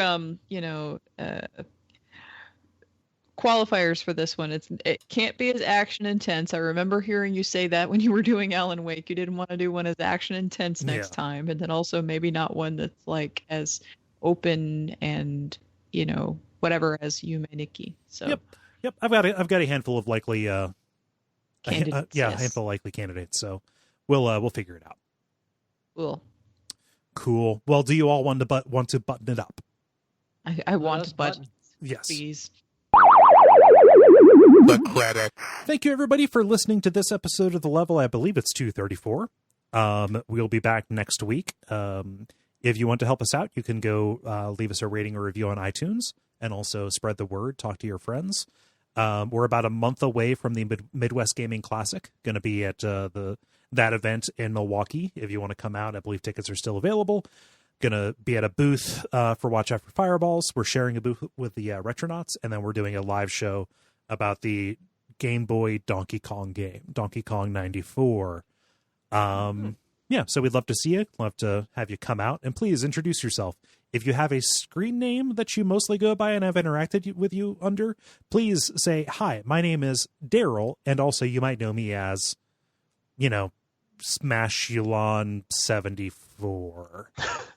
Good old Smashalon. What a guy. Yeah. So he's always there to cheer me up when I'm bummed out on Twitter. It's good. Am I forgetting anything? No. Okay. So I've been Kole Ross. You can watch me on Twitch at Duckfeed.tv. I've been Dennis Furia. You can find me at dfuria on Twitter, although I'm not there nearly as often anymore. So twitch.tv/greenlaser73 is the best place to go. I'm Jala-chan in places, and eventually I'll stream again, but I got to get past some of the stuff I got on my plate right now. Yeah. So someday you will see me in Cole's streams as Jala-chan. I am Ben Merkel at Merkleby on Cold Streams. And stick around for some titles.